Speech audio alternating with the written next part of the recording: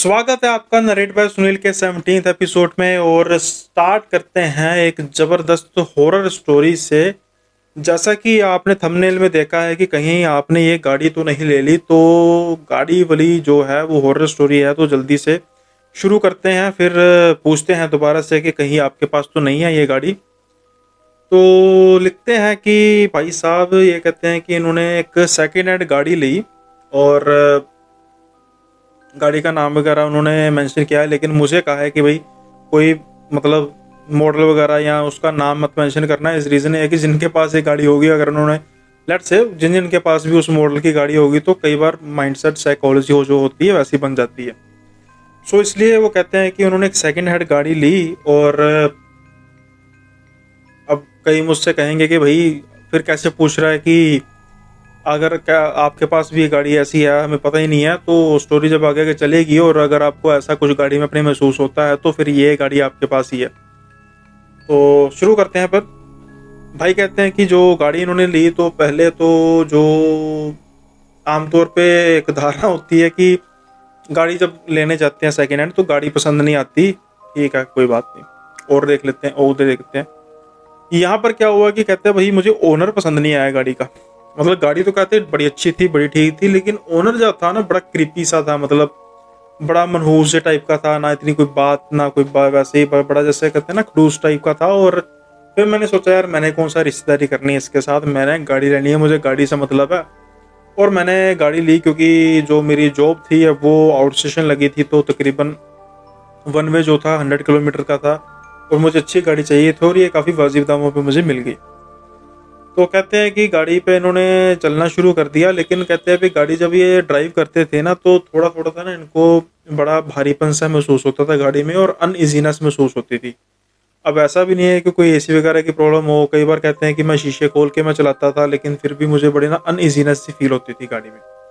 अब धीरे धीरे क्या हुआ कि ये चीज़ें मेरे लिए थोड़ी सी बढ़नी शुरू हो गई। अब मैं गाड़ी में बैठूं और मुझे अजीब सी तरीके की गाड़ी में स्मेल आए, फिर वो मैं स्प्रे वगैरह करूं, लेकिन स्प्रे की जो खुशबू है वो जल्दी ख़त्म हो जाए और ये स्मेल चढ़ने लग पड़े। और फिर मैंने एक बार गाड़ी को सारा ड्राई क्लीन भी करा लिया कि भाई कोई चूहा चाहा टाइप की चीज़ ना मरी हो, लेकिन सब बिल्कुल साफ था।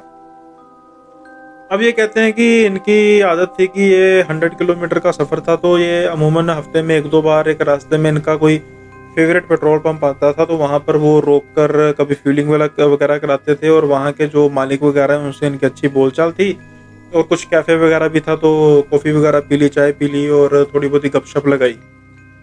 तो यहाँ पर ये गाड़ी थोड़ी देर खड़ी रहती थी, और बाद में फिर अपना ये जो है दोबारा अपने घर की ओर चल पड़ते थे। अब कहते हैं कि एक दिन क्या हुआ कि ये अपने घर से अपनी सॉरी ऑफिस से वापस आ रहे थे, तो यहाँ पर रास्ते में अचानक इनको जो शीशा होता है वहां पर ना, उनको शीशे की तरफ ध्यान गया, और यहाँ पर अचानक से ऐसे ना हाथ दिखाई दिया इनको। अब ये मतलब देख के उसको मतलब अचानक पैनिक हो गए कि भाई ये क्या हाथ है, पीछे तो कोई है नहीं है। तो कहते हैं कि इन्होंने देखा कि जो इनका जो टिश्यू पेपर का डिब्बा होता है वो नीचे गिरा हुआ था, सीट के नीचे आगे गिरा हुआ था, और कुछ टिश्यूस ऐसे निकले हुए थे जैसे किसी ने डेलिबरेटली निकाले होते हैं, और गीले थे। अब कहते हैं कि मैंने सोचा कि यार हो सकता है कि पानी पूनी वगैरह पड़ा हो गाड़ी के वहाँ उस सीट पे, तो गिर गए हो झटका झुटका लगने से। तो फिर हाथ जो था वो कहते हैं मुझे वो समझ नहीं आया, और मैंने अपने आप को किसी तरीके से समझा लिया कि यार हो सकता है कोई शैडो वगैरह बनी हो, मैंने ही सोच लिया हो, तो चलो है बात आई गई होगी। अब कहते हैं कि एक दो बार ऐसा हुआ कि ये जो गाड़ी है वो मतलब गाड़ी इन्होंने दरवाज़ा खोला, बैठे दरवाज़ा बंद किया, और उनको दो आवाज़ें आ रही हैं गाड़ी की। एक तो इन्होंने जो खुद बंद किया वो तो गाड़ी की आवाज़ आ रही है, पिछले दरवाजे की भी आवाज़ आ रही है। और मैं बहुत हैरान कि भाई पीछे तो कोई बैठ नहीं रहा, ये कौन सा मेरा बॉस आ गया जो मुझे दिख भी नहीं रहा और पीछे बैठ रहा है। तो फिर इन्होंने सोचा कि नहीं यार मेरा वहम होगा, कुछ प्रॉब्लम होगी, मेटल मोटल की डबल आवाज आ रही होगी। मतलब किसी भी तरीके से मैं अपने आप को समझाने में लगा रहा। कहते हैं कि एक बार ऐसे ही ये पेट्रोल पंप पे गए, और इन्होंने गाड़ी जो है वो लगाई वहाँ पे साइड पे पार्क की, और एज यूजुअल जो गपशप की उस मालिक के साथ, चाय वगैरह पी। और कहते जब ये गाड़ी में बैठने लगे ना, तो इनको क्या हुआ कि जो नॉन ड्राइविंग सीट होती है वहाँ पर इनको बालों का मतलब विजिबल जो बड़े बड़े लड़के लड़की के जैसे बाल होते हैं औरतों के, वैसे नजर आए। मतलब बहुत ज़्यादा नहीं था, लेकिन थे कि हैं कम से कम 50-60 बाल तो होंगे जो बिल्कुल साथ में फिक्स हुए हुए थे। अब कहते हैं कि ये देख के तो इनकी हालत पतली होगी, क्योंकि इनके मुताबिक इन्होंने पिछले तकरीबन 15 दिन से अपनी वाइफ को गाड़ी पे नहीं बिठाया, और उसके बाद गाड़ी अच्छी तरह से वॉश भी कराई है। और सच ऐसा कुछ हो ही नहीं सकता कि गाड़ी में इनके सिवा कोई बैठा हो, और वो भी एक लेडी।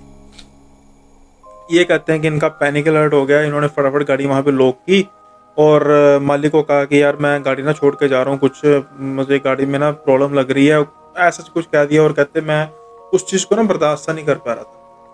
अब कहते हैं कि मैंने थोड़ा सा ना गाड़ी को इग्नोर किया, हफ्ता 10 दिन में गाड़ी लेने नहीं गया। मालिक का 1-2 बार फ़ोन आया कि भाई क्या हो गया, गाड़ी तो ले जाओ। तो मैंने कहा नहीं नहीं, बस मैं थोड़ा सा ठीक नहीं हूँ, मैं बस पे जा रहा था, मतलब यहाँ ट्रैवल कर रहा था, या मैं बहुत ज़रूरत होती है लेट होने वाला, मैं कैब कर लेता था, लेकिन मुझे ना वो गाड़ी से डर लगने लग पड़ा। खैर अब कहते हैं कि अब हफ्ता 10 दिन हुए इस बात को, तो मेरा थोड़ा सा जो वो है डर जो है वो थोड़ा सा मेरा काबू में आया, और मैंने मतलब गाड़ी को मैं लेकर आ गया कि यार कोई बात नहीं, मेरा वहम वगैरह कुछ मतलब किसी तरीके से समझा लिया। महंगी गाड़ी ली है तो थोड़ा सा तो होता ही है ना। और दूसरा था कि ये कहते हैं कि इनको आउट ऑफ स्टेशन जाना था, तो उसके लिए गाड़ी की ज़रूरत थी। अराउंड 250 किलोमीटर का ट्रैवल था, तो इन्होंने अकेले करना था, तो चलो सोचा भी गाड़ी पे, अपनी गाड़ी पे जाऊंगा, कैब वगैरह पे तो काफ़ी ज़्यादा चार्जेस लग जाएंगे। अब कहते हैं कि जब ये गाड़ी लेकर गए, फिर तो जाते हुए तो उनको प्रॉब्लम नहीं कोई है, पर जब ये वापस आ रहे थे ना, अब वापस आते हुए क्या हुआ कि घर से अभी थोड़ी दूर थे ये, तो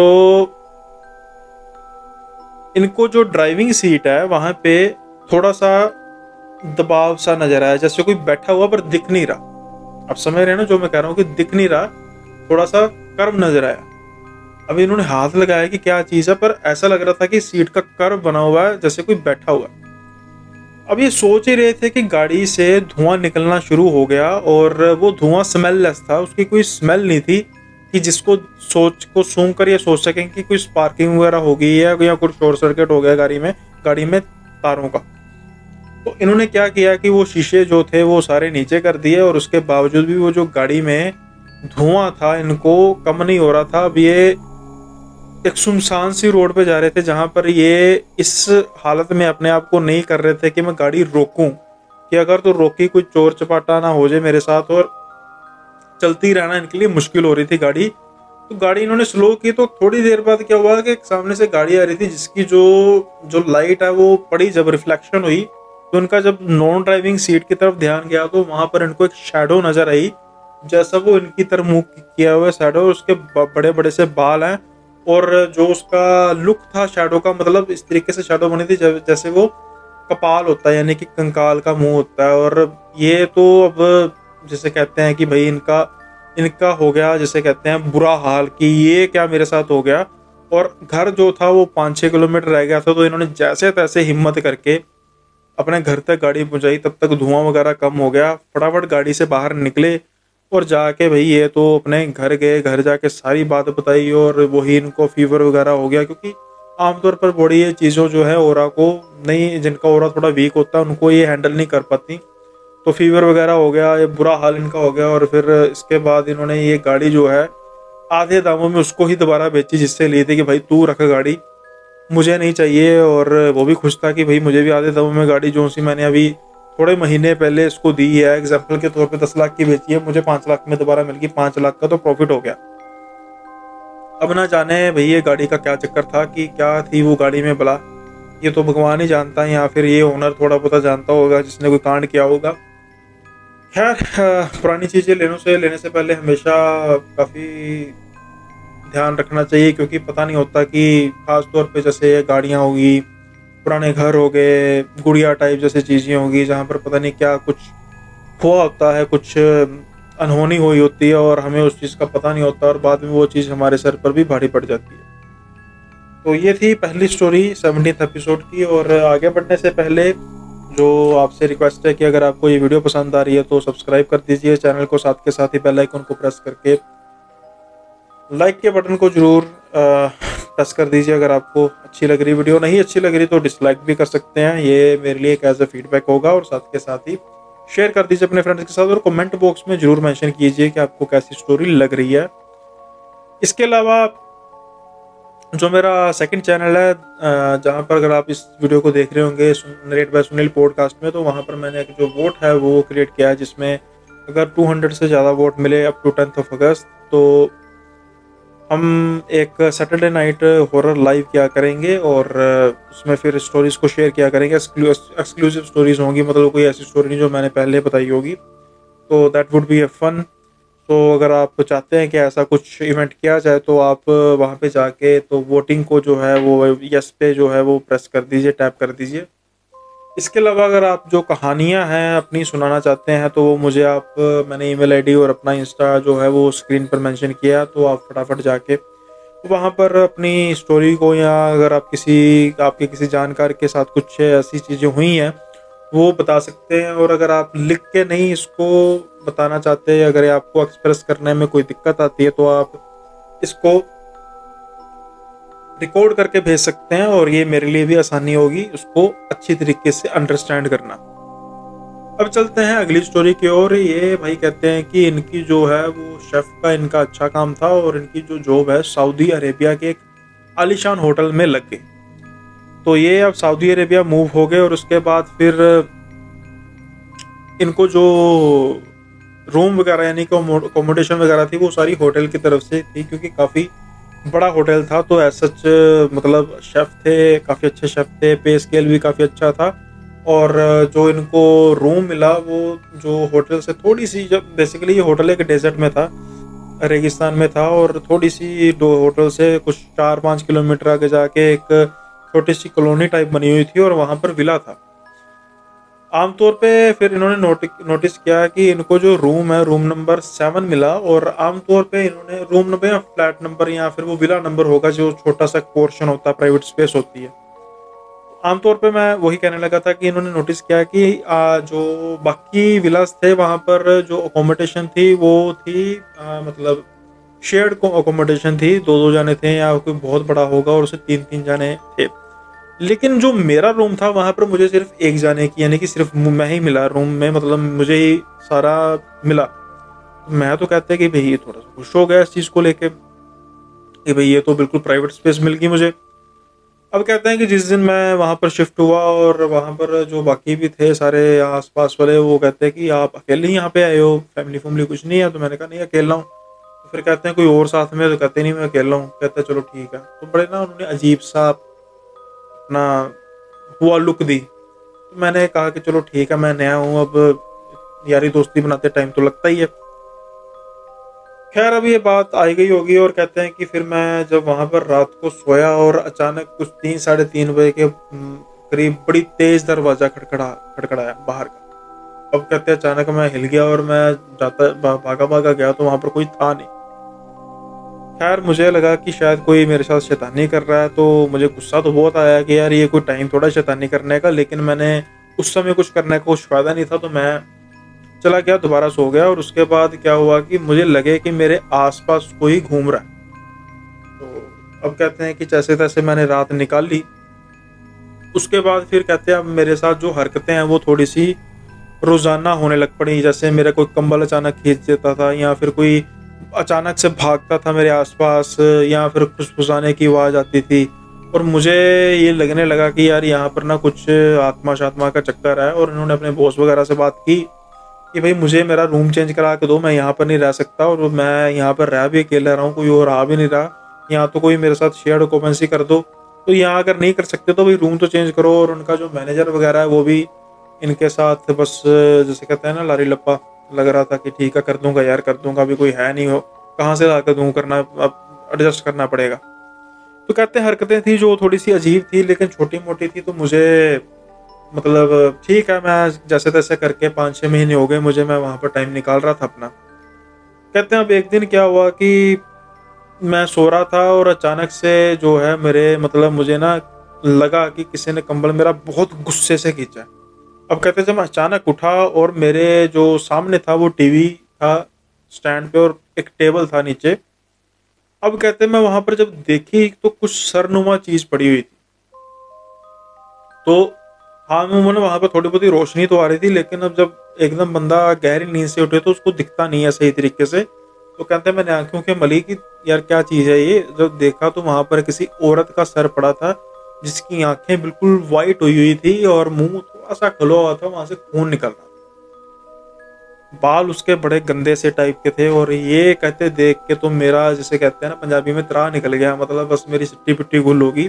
दूसरे शब्दों में कहते मैं फटाफट रूम से निकला, भागा दूसरे के रूम में।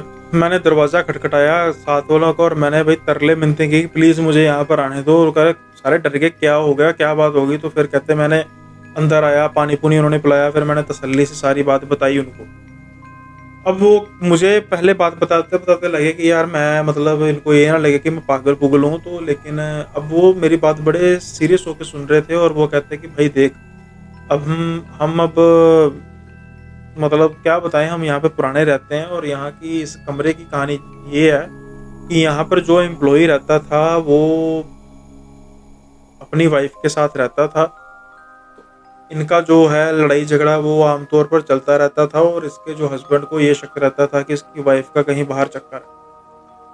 अब कहते हैं कि भई बात यहाँ तक तो ठीक थी, लेकिन एक दिन इनकी लड़ाई इनकी इतनी ज़्यादा बढ़ गई, इसने जो है सर काट दिया अपनी वाइफ़ का और उस टेबल पे रख दिया जहाँ पर तुझे नज़र आया। और ये किसी को पता नहीं था। वो चुपचाप जो है वो छोड़ के चला गया और जब थोड़े दिन बाद जब हमें स्मेल वगैरह आनी शुरू हुई रूम से, तो जब हमने रूम खुलवाया तो उसका धड़ कहीं पे पड़ा हुआ था और सर, वो जो सर है वो उसी टेबल पर पड़ा हुआ सड़ रहा था। इसके बाद फिर पुलिस वगैरह आई, सब कुछ दिया और वो आमतौर पर वो बंदा तो पकड़ा गया। लेकिन ये रूम था, उसके बाद यहाँ पर कोई टिक नहीं पा रहा था, मतलब कोई 2 दिन रहता था, कोई 3 दिन रहता था और हम हैरान थे, यार तुम 6 महीने रह रहे हो। फिर हमने सोचा कि यार ये अब, मतलब हो गया होगा नॉर्मल, कुछ ऐसी चीज़ नहीं होगी, लेकिन आज जो तुमने कहानी बताई है वो बिल्कुल सच है। अब कहते हैं कि रात तो मैंने ओके सोके होके वहाँ पे निकाली और अगले दिन मैंने कर दिया बॉस को फ़ोन कि भाई बात ऐसी है कि मैं इस कमरे में नहीं रुकने वाला, नौकरी मुझे निकालना तो निकाल दे, लेकिन मैं यहाँ पर नहीं रहूँगा। वो बॉस कहता ठीक है, मेरा काम अच्छा था तो मुझे लगा कि ठीक है, मैं चेंज उसने रूम किया और दूसरे किसी के साथ फौरी तौर पे एडजस्ट कर लिया। तो ये कहानी थी उस रूम की जहाँ पर एक सनकी ने अपनी वाइफ का सर काट के रख दिया था और उसके बाद उसकी जो आत्मा थी वो उसको डराने की कोशिश तो पिछले 6 महीने से कर रही थी, लेकिन आखिर में वो सफल हुई जब उसने उसको अपना सर दिखा दिया कटा हुआ। खैर अब चलते हैं अगली स्टोरी की तरफ और ये जो स्टोरी है वो है एक बच्चे की, जो सच ऐसा ही कुछ सिनेरियो हो जैसा पिछली स्टोरी का है, लेकिन कुछ डिफरेंट ये है कि एक कपल थे और इनकी जो जॉब थी वो लग गई थी आउट ऑफ द स्टेशन और उन्होंने किराए पर एक रूम लिया था और इन कपल की एक बच्ची थी छोटी सी, जो अमूमन 5 या 6 साल की होगी। अब कहते हैं कि जब हम उस रूम में, सॉरी, घर में गए तो आमतौर पे तो सब कुछ ठीक था, लेकिन जो मेरी बच्ची का बिहेवियर था वो बड़ा अजीब होने लग पड़ा। अब वो कहती थी कि वो अकेले में कई बार बातें करती थी, अकेले में कुछ ऐसे खेलती थी जैसे अजीब तरीके से कुछ ना बिहेव करती है और हमें लगता था कि पता नहीं यार ये क्या कर रही है अकेले में। तो 1-2 बार उसने कहना शुरू कर दिया कि वो मेरा फ्रेंड है ना, उसको भूख बहुत लगी है तो आप उसको ना खाना दो। तो मैंने हँसी मज़ाक में टाल दिया, लेकिन धीरे-धीरे ये चीज़ होते गई तो वो थोड़ा गुस्से से कहने लग पड़ी कि मुझे जो है, मैंने आपको कहती तो हूँ कि मुझे भूख लगी है मेरे फ्रेंड को, तो आप खाना क्यों नहीं देते? तो फिर कहती मैंने भी गुस्से में पूछ लिया किस फ्रेंड की बात कर रहे हो? तो वो कहते हैं मेरा फ्रेंड है, वो छोटा-सा है और उसको मैं जब खाती हूँ तो बेचारा मेरी तरफ देखता रहता है और वो कहता है कि उसको भूख लगी है। तो अब कहते हैं कि मैंने सोचा चलो, मैंने एक छोटी-सी प्लेट में खाना लगाया और उसको खाना रख दिया कि जहाँ पर ये कहती थी कि इस जगह की बात है। तो कहती है कि अगले दिन मैंने देखा तो वो प्लेट बिल्कुल साफ़ हुई हुई थी और मुझे लगा कि शायद इस बच्ची ने ही खा ली होगी, लेकिन अब छोटे बच्चे होते हैं और माता-पिता को उसकी उनकी डाइट का पता होता है कि ये कितना का खा सकते हैं। तो आमतौर पे कहते हैं कि हम इसको पेट भर के खिला देते थे, तो ऐसा कोई ऐसी बात नहीं थी कि जिससे ये हो सके कि ये, मतलब इसने खा लिया हो। अब कहते हैं कि ये चीज़ें रूटीन में होना शुरू हो गई और हमें, मतलब मुझे लगे कि यार ये ऐसा होना नहीं चाहिए, लेकिन कहीं न कहीं मुझे था कि ये बात करने का कोई फ़ायदा नहीं। अब कहते हैं कि कुछ दिन बाद उस बच्ची ने कहना शुरू कर दिया, इनकी बेटी ने, कि मेरा फ्रेंड कहता है कि मुझे ना आज़ाद करो, मुझे ना यहाँ से निकालो बाहर। तो मैंने कहा कि कहाँ से निकालो बाहर? तो वो कहती है कि जहाँ पर आप खाना रखते हो ना, तो मेरा फ्रेंड कहता है कि मैं यहीं पर फँसा हुआ हूँ, तो प्लीज़ मुझे यहाँ से ना बाहर निकाल दो। मैं बहुत देर से मुझे बहुत देर हो गया है, मुझे बहुत साल हो चुके हैं और मैं यहाँ से जो है वो निकलना चाहता हूँ और प्लीज़ मुझे यहाँ से निकाल दो। तो अब ये चीज़ सुन के ना इनके जो पेरेंट्स हैं वो थोड़े से सीरियस हो गए कि बच्ची इतनी बात नहीं कर सकती, और जहाँ पर खाना रखा जाता है वो खाना भी आमतौर पे बिल्कुल साफ़ हो जाता है, और अब ये बात कर रही है कि वो बच्चा बच्चा कह रहा है। अब ना इन्होंने फिर सारी बात वगैरह करनी शुरू की आस-पास मोहल्ले से, क्योंकि इतने टाइम में थोड़ी बहुत मोहल्लेदारी भी बन जाती है और थोड़ी बहुत खुल के बातें भी होने लग पड़ती है। तो फिर इन्होंने ना वैसे ही बात की कि इस घर में ऐसे पहले कौन किराए पे रहते थे या किनका मालिकाना था। तो ऐसा थोड़ा बहुत पता लगा कि आज से कुछ 25-30 साल पहले की बात है। तो जब ये मकान नया-नया बना था तो वहाँ पर एक ना मतलब जो घर वाले रहते थे, हमें इनके आगे जिन्होंने घर लिया, जिन्होंने रेंट लिया, रेंट आउट किया, उनसे बात पता लगी है कि यहाँ पर एक फैमिली आई थी और उन फैमिली ने जो है वो एक तकरीबन 7-8 साल का बच्चा था जिसको इन्होंने मतलब नौकरी पर रखा हुआ था छोटे-मोटे घर के कामों के लिए। तो वो बच्चा था बेचारा बड़ा गुमसुम रहता था, और हम जब उसको कई बार बाहर जाते देखते थे ना, उस पर घाव के निशान होते थे जैसे किसी ने बड़ा मारा, और कई बार हमें आवाज़ें भी आती थी जैसे उसको बड़ी बेदर्दी से कोई मारता है। तो वो फैमिली भी कहते हैं कि हमने सुनने में आया है कि बड़ी रूड सी फैमिली थी, अच्छी फैमिली नहीं थी। फिर अचानक कहते हैं कि एकाएक वो बच्चा वो है वो गायब हो गया, और किसी से किसी को पूछने की हिम्मत भी नहीं थी कि वो बच्चा कहाँ गया, क्योंकि वो फैमिली घुलती मिलती नहीं थी किसी से। और उस बात के कहते कुछ महीने बाद उस फैमिली के जो लोग थे वो एक-एक करके मरना शुरू हो गए। पहले घर का मुखिया यानी कि बंदे की डेथ होगी, फिर उसके बाद कहते उसके बच्चे की डेथ होगी, छोटा था, फिर उसके बाद उसकी कहते बेटी थी उसकी डेथ होगी, फिर आखिर में एक लेडी थी जो अकेली बची थी, उसकी भी डेथ होगी।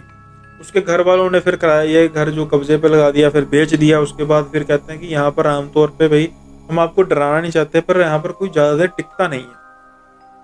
अब कहते हैं कि ये बात हुई तो फिर हमने भी बात शेयर की कि ऐसे-ऐसे हमारी बच्ची को एक ऐसी इल्यूज़न आती है, और या वो कहती है कि ऐसा कोई बच्चा बात कर रहा है। तो ये सारी जब चीज़ें हुई तो उसके बाद फिर इन्होंने डिसाइड किया कि जिस जगह की ये बात कर रहे हैं, क्यों ना उस जगह को खोदा जाए, कुछ ऐसा अभी-अभी कुछ है तो नहीं वहाँ पे। तो फिर इन्होंने सजेस्ट किया, नेबर्स ने, कि आप ऐसा कीजिए, पुलिस को इन्वॉल्व कीजिए, क्योंकि आप अगर ऐसा करेंगे तो कल को आप पर भी बात आ सकती है। तो इन्होंने फिर पुलिस को बुलाया और सारी कहानी बताई कि आज से इतनी देर पहले ये बात हुई थी। तो जब उन्होंने खोदा तो वहाँ पर उनको हड्डियाँ नज़र आईं किसी बच्चे की, और जो कपड़े वगैरह थे वो तो बड़ी बुरी तरीके से, और लग रहा था कि शायद किसी मज़दूर के कपड़े, और बड़ी बुरी हालत में थे, और हड्डियों पर भी निशान थे जख्मों के, जैसे किसी ने बड़ी बेरहमी से मारकर दबा दिया होता। अब कहते हैं कि पहले तो हमने डिसाइड किया कि हम इस घर को छोड़ देते हैं, क्योंकि यहाँ पर इतनी बड़ी वारदात हो रही है, लेकिन फिर हमने दूसरा सोचा कि शायद हमारी वजह से उस बच्चे को आज़ादी मिली है। अब कहते हैं ये काम होने के बाद वो बच्चा कभी नज़र नहीं आया, और हमें आज उस घर में रहते हुए 4-5 साल हो गए हैं, और हमारी बच्ची अब बड़ी हो चुकी है, और ऐसा उसे कभी वो सपना नहीं आया, और वो बिल्कुल नॉर्मल है, और ना ही घर में कुछ ऐसी चीज़ हुई है जिससे हम कह सकें कि हाँ ये कोई दिक्कत वाली बात है। तो thank you so much for letting this story on the platform. और ये एक बड़ी अजीब सी बात होती है जब कोई बेचारे बच्चों को, चलो बाकी भी हैं बड़े भी हैं, लेकिन बच्चों को जिनका कोई कसूर नहीं होता, जिनके शायद माँ बाप जो हैं वो इतना अफोर्ड नहीं कर सकते उनको, और आमतौर पे ये जो है बड़े हम हमें लगता है ना हम एक सोसाइटी में रहते हैं, और हमारे लिए ये बात बड़ी अनकॉमन है, लेकिन ये बात उस लेवल पर जहाँ पर गरीबी है बहुत कॉमन है कि बच्चों को बेचा जाता है। माँ बाप जो है बच्चों को बेच देते हैं, और ऐसे घरों में भेज देते हैं जहाँ पर यहाँ पर इनकी कदर नहीं होती, और इनको कुत्तों के जैसे काम कराया जाता है, और ना अच्छा खाने को ना अच्छा पाने को दिया जाता है, और बाद में जब कुछ ऐसा पता हो जाए तो बेचारा को पता तक नहीं लगता कि वो कभी थे भी या नहीं। तो काफ़ी ट्रेजिक स्टोरी है एक मासूम से बच्चे की, और आई होप अब उस बेचारे की आत्मा को शांति मिली होगी, और thank you so much to you कि आपकी वजह से एक बच्चे की आत्मा को शांति मिली, और परमात्मा आपको उसका फल ज़रूर देगा। खैर ये थी आज की जो तीसरी स्टोरी। कैसी लगी आपको स्टोरी, आप मुझे बता सकते हैं कमेंट में। और जैसे अगर आप कमेंट करते हैं ना, अच्छा लगता है, फीडबैक आ जाता है अच्छा। और फिर होता है कि अगर कोई कमी पेशी छूट रही है उसमें सुधार किया जाए। और learning is a never ending process, तो जितना सुधार हो, इम्प्रूवमेंट हो सके, उतनी अच्छी है। और 17th एपिसोड है ये आज का। और जो चैनल का थ्रेशोल्ड, जैसे मैंने पहले भी कहा था, कि काफ़ी अच्छा जा रहा है। और आई होप आगे भी जाके ये काफ़ी अच्छा आप प्यार देंगे और एक अच्छा बड़ा चैनल बनेगा। ऑल दो जो मेरा दूसरा चैनल है, नरेट बाय सुनील पॉडकास्ट, उसमें मैं कोशिश मेरी होगी कि बहुत जल्दी ही मैं जो पॉडकास्ट भी सीरीज़ लेकर आऊँगा, गेस्ट को बुलाने का काम करेंगे। लेकिन अभी मैं अलाइन करना चाहता हूँ कि ऐसा ना कुछ हो कि जिससे मतलब गेस्ट जो है, कहने का मतलब जिसको आप या अदर वर्ड की, मैं जल्दबाजी नहीं करना चाहता। मैं वो गेस्ट बुलाना चाहता हूँ जिनकी जो स्टोरीज है उसमें सिंसेरिटी हो, अच्छी लगें। और वो मतलब बाकी जो चैनल अपना चला रहे हैं, तो उनके साथ साथ वो उनको भी एक्सपीरियंस है कि कौन सी स्टोरी सही हो सकती है, कौन सी नहीं हो सकती।